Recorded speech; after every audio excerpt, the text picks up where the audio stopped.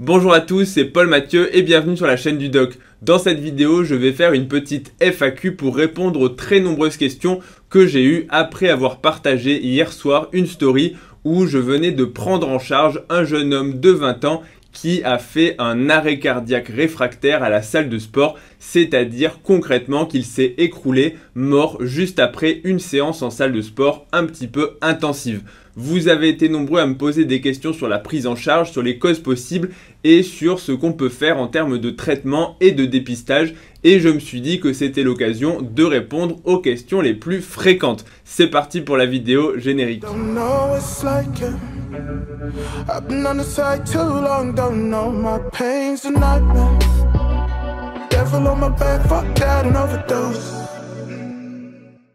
En premier, un petit rappel sur les événements. On est en fin d'après-midi et après une séance de sport, donc un jeune homme de 20 ans qui n'a pas d'antécédent particulier va s'effondrer tout de suite après une séance de sport. C'est un sport à haute intensité, en gros c'est l'équivalent du CrossFit. Il a fait un circuit qui a été assez intensif et il s'effondre, mais heureusement un de ses camarades, ou en tout cas une des personnes de son club de sport va immédiatement venir le masser et avoir le réflexe de prendre le défibrillateur semi-automatique dont disposait le club. Et là encore, quand vous voyez, je le redis à chaque vidéo, mais quand vous voyez une personne qui est inconsciente et qui ne respire pas, c'est un arrêt cardiaque et on commence les manœuvres de réanimation, c'est-à-dire appel des secours, SAMU, pompiers. On commence le massage cardiaque, on prévient des gens, on sécurise la zone et on va chercher le défibrillateur s'il y en a un. Donc là, ça ne marche pas, il continue de masser. Je suppose que les gens de la salle de sport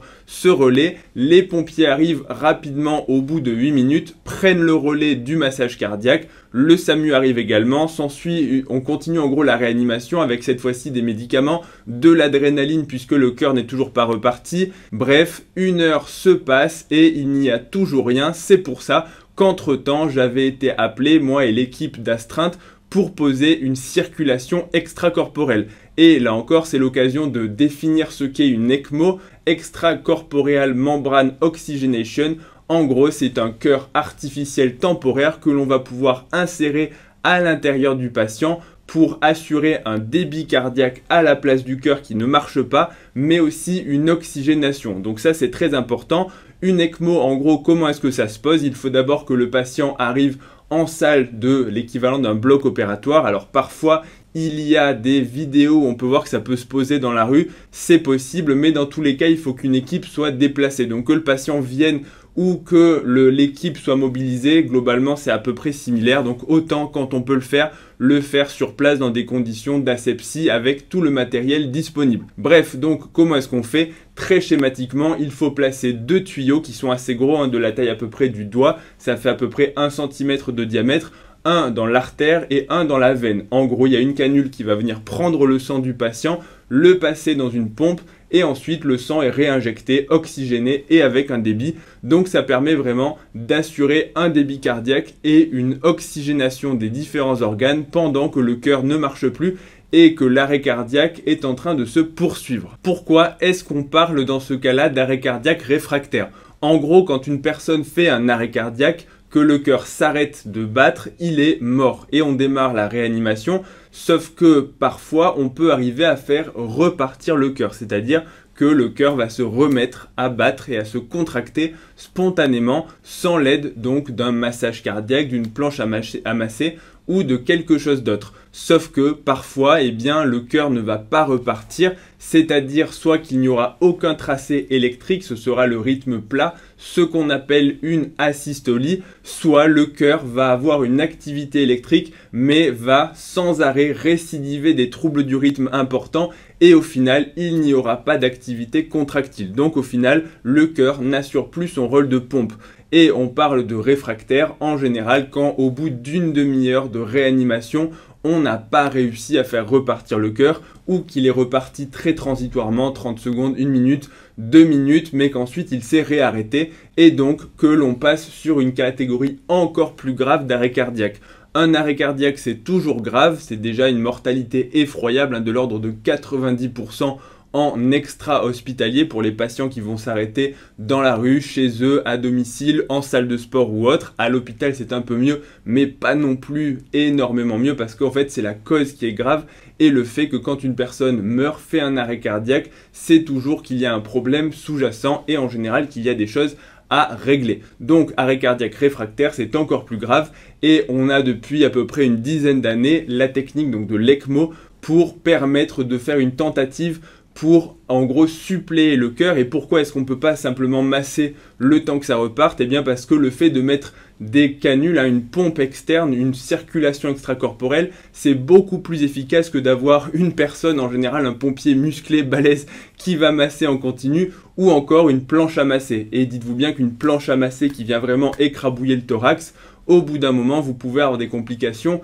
mécaniques et traumatiques. Donc l'ECMO permet vraiment d'assurer un débit et parfois quand on recommence à réoxygéner les organes, à redonner un débit au niveau du cœur, eh bien il peut parfois se remettre à se contracter à ce moment-là. Ce n'est pas toujours le cas, mais voilà pourquoi on parle d'arrêt cardiaque réfractaire. Autre question, quelles peuvent être les causes d'un arrêt cardiaque chez un patient si jeune et sportif? Là encore, il y a toujours, quand une personne jeune fait un arrêt cardiaque, une cause qui peut parfois, pas toujours, être dépistée. En général, le plus souvent, ça va être des maladies cardiaques qui sont connues ou non et qui peuvent provoquer des troubles du rythme.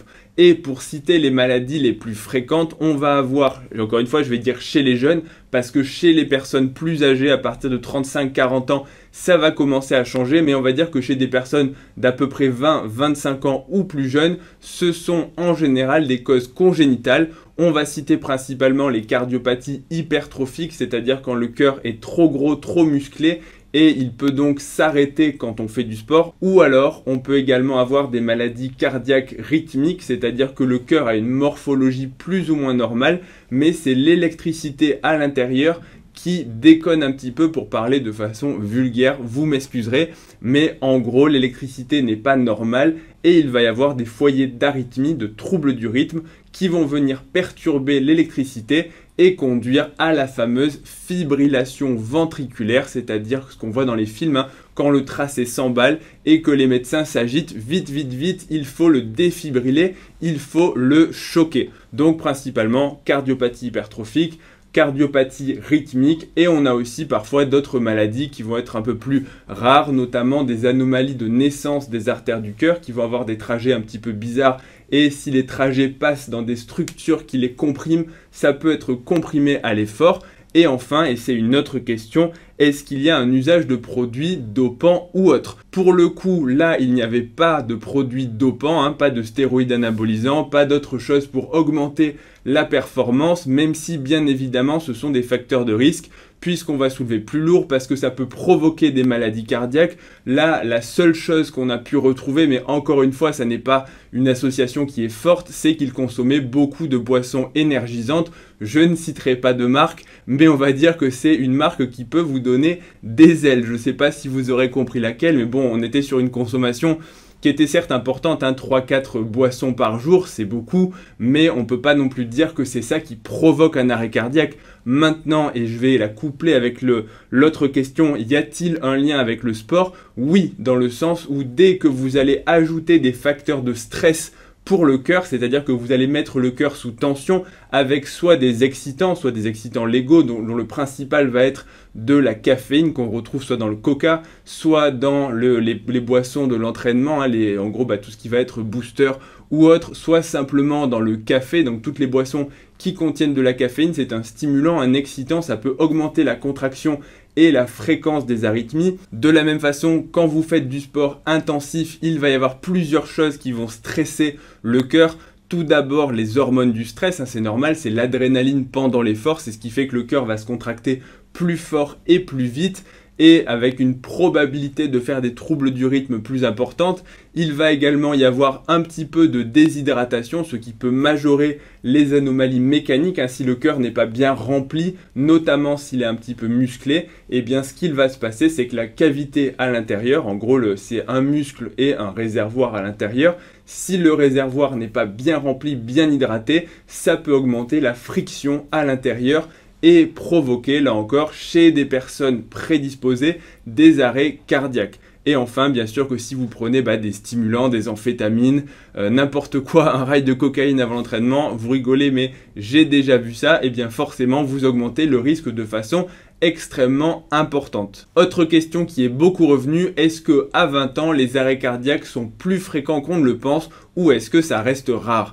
Et heureusement, ce sont des événements qui sont très rares. Bien évidemment, quand vous suivez mon Instagram ou quand je fais le métier que je fais, c'est-à-dire de déboucher des artères et de poser des circulations extracorporelles pour sauver les gens en arrêt cardiaque, eh bien, j'en vois beaucoup plus que, on va dire, la réalité. J'ai un gros biais de sélection, un gros biais en fait qui provient du fait que tous les arrêts cardiaques vont arriver chez moi les soirs où je bosse à l'hôpital. Mais dans l'absolu, ça reste quelque chose de heureusement très rare. Pour autant, c'est toujours trop fréquent quand une personne jeune, en bonne santé apparente, va faire un problème cardiaque et va mourir parce que, à la fois, bon, pour la personne, mais aussi pour les familles, pour les gens du club, en fait, pour tout le monde, c'est quelque chose d'absolument dramatique. Surtout, et c'est l'autre question, est-ce qu'on peut le prévenir et le dépister? La réponse, c'est oui dans de très nombreux cas. En médecine, bien évidemment, ce n'est pas une science exacte et on ne peut jamais prévoir qui va mourir et à quelle heure. Comme on dit, il y a un petit peu, on peut le voir comme quelque chose de fataliste ou un petit peu de divin qui est tracé. On dit quand c'est ton heure, c'est ton heure. Oui, bien sûr, mais on va dire que pour 90% des arrêts cardiaques qui surviennent chez les personnes jeunes, c'est en rapport avec une maladie que l'on aurait pu dépister avec un examen cardiologique préalable, c'est-à-dire un électrocardiogramme, une échographie cardiaque ou une épreuve d'effort et éventuellement pousser un petit peu plus les examens pour avoir plus de précision. Alors oui, le dépistage n'est pas indiqué de façon massive parce que sinon vous vous doutez bien qu'avec 60 millions de Français, si on dépistait tout le monde, il y aurait des listes d'attente encore plus énormes que ce qu'il y a déjà.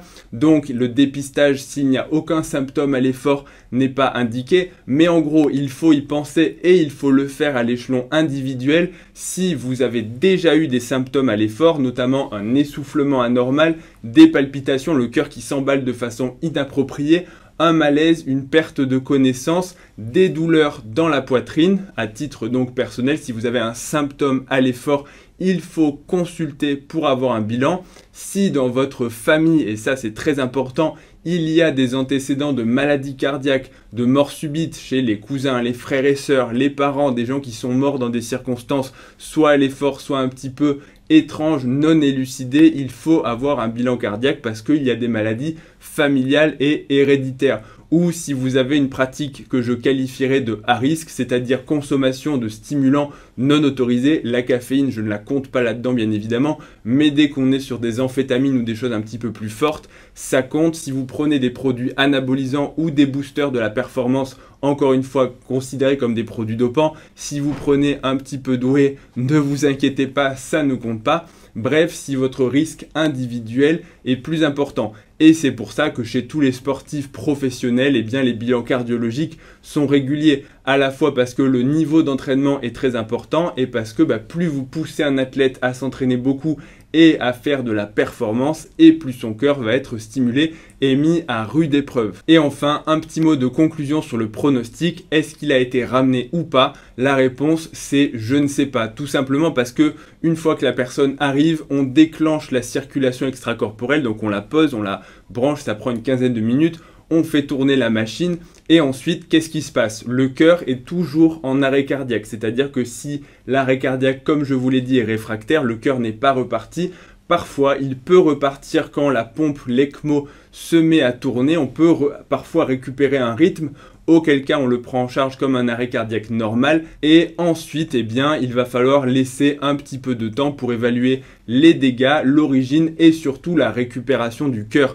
Parce qu'il faut bien penser qu'une personne en arrêt cardiaque qui a été massée pendant 1 heure, tout le corps, les organes ont extrêmement souffert et quand on démarre la circulation extracorporelle, l'ECMO, ce n'est malheureusement que le début de ce que je qualifierais des problèmes. C'est-à-dire qu'ensuite, il va y avoir des complications d'organes, il va y avoir des complications de la réanimation, il va falloir que les organes récupèrent et que le cœur se mette à repartir. Et s'il ne repart pas, parfois on peut aller à une transplantation cardiaque en urgence dans des situations bien spécifiques, mais en général ça ne suffira pas. Et si le patient est dans un état trop grave et qu'il va commencer, alors ce sera du détail technique, mais en gros il faut remplir énormément les patients pour que l'ECMO tourne, c'est-à-dire qu'il y a, en gros, pour vous résumer, il y a ce qu'on appelle une fuite capillaire, c'est-à-dire que dans les vaisseaux sanguins, normalement, les vaisseaux sont imperméables et l'eau ne sort pas des vaisseaux, des veines, des capillaires, parce que sinon, on ferait une rétention d'eau majeure et on gonflerait. Sauf que dans l'arrêt cardiaque, les vaisseaux deviennent perméables et l'eau commence à sortir et donc les vaisseaux sanguins se vident. Donc en fait, il faut remplir, et remplir, ça veut dire mettre des pochons, des litres et des litres de sérum physiologique pour réexpandre les vaisseaux sanguins. Donc on peut être amené à remplir les patients de 10, 15, 20, parfois 30, 40 litres dans les cas les plus graves. Et donc, il y a justement ce gonflement majeur et cette souffrance des tissus, des organes, de la peau. Bref, c'est des choses qu'il va falloir ensuite régler dans un second temps. Mais parfois, les situations sont dépassées et l'homme ne peut pas encore faire de miracle bien que la médecine ait progressé. Donc, pour l'instant, même si l'ECMO tourne encore, eh bien, le pronostic reste malheureusement très défavorable. Je ne vais pas utiliser de mots, on va dire, pour essayer de rendre la chose un peu moins douloureuse qu'elle n'est pour tout le monde, pour la personne, pour les familles. Ce sont des situations catastrophiques et la survie d'un arrêt cardiaque réfractaire chez qui on a mis une ECMO, même si c'est une personne jeune, il est catastrophique avec moins, on va dire, de 5% de survie. Et je ne parle même pas des séquelles, malheureusement, qu'il y aura à la sortie de l'hôpital. Voilà pour cette petite vidéo FAQ sur l'arrêt cardiaque qui peut survenir. Prenez soin de vous, faites-vous dépister et surtout ne négligez pas des symptômes parce que c'est beaucoup trop grave. Et dernière chose, reprenez en douceur parce que tout le monde a supposé que c'était une personne qui avait 20 ans et qui était un grand sportif. Mais rappelez-vous que là, on est à la période de septembre et que c'est la reprise des cours et le début du sport pour de très nombreuses personnes. Donc là, l'histoire ne le dit pas, même si je le dis à demi-mot, c'était une reprise de sport et donc une personne qui n'était pas habitué à faire de gros efforts sportifs. Donc même une séance qui peut sembler, on va dire, modérée à intense pour une personne normale, elle était peut-être très voire trop intensive pour lui. Voilà pour cette vidéo. J'espère que vous aurez appris des choses comme toujours. Avant de partir, n'oubliez pas un pouce bleu, un abonnement, ça soutient la chaîne et ça vous permet de ne rien rater des prochaines vidéos. Retrouvez-moi également sur Instagram et sur TikTok. Et je vous dis à bientôt pour la prochaine vidéo. Salut à tous.